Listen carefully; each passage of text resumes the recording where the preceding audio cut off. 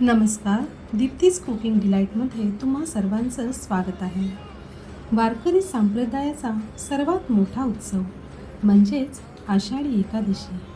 या दिवशी भगवान विष्णुदेवांची उपासना व उपवास करून त्यांना प्रसन्न केले जाते आणि ह्या एकादशीच्या उपवासासाठी वरीचे तांदूळही खाल्ले जातात.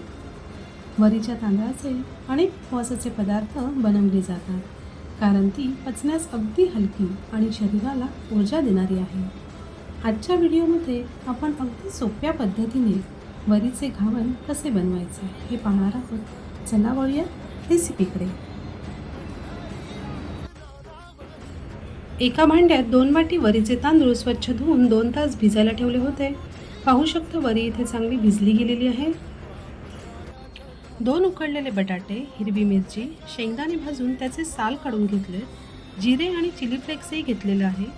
सर्वात पहिले मिरची आणि शेंगदाणे मिक्सरच्या भांड्यात फिरवून घेऊयात. नंतर त्यातच भिजवलेल्या वरीमधील सर्व पाणी उपसून ती ॲड करून घेऊयात आणि उकडलेले बटाटे हाताने मॅश करून घेऊयात. आता हे जिन्नस मिक्सरमध्ये पाणी न घालता बारीक वाटून घेतलंय. तुम्ही पाहू शकता बॅटर घट्ट असल्यामुळे त्यात पाणी घालून थोडे पातळ करून घेतलेले आहे. चवीप्रमाणे मीठ, चिली फ्लेक्स आणि जिरे घातले. मीडियम टू हाय फ्लेमवर पॅन गरम करून त्याला तेल लावून बॅटर ओतून त्यावर 2 मिनिटं झाकण ठेवले. 2 मिनिटांनंतर घावणाच्या कडा मोकळ्या करून परतून घेतले. पाहू शकता बटाट्यामुळे घावणला खरपूस सोनेरी रंग आलेला आहे.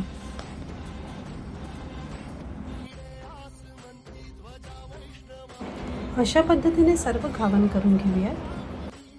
एका बाजूला चटणीसाठी ओला खवलेला नारळ, शेंगदाणे आणि हिरवी मिरची थोडे पाणी घालून मिक्सरला वाटून घेऊयात.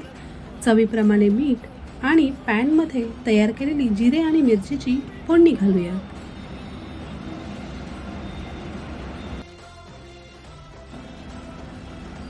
तुम्ही पाहू शकता आपले वरी आणि बटाट्याचे घावणे तयार आहेत. अशा पद्धतीने केलेले घावणे हे जाळीदार आणि तितकेच मऊसूद होतात.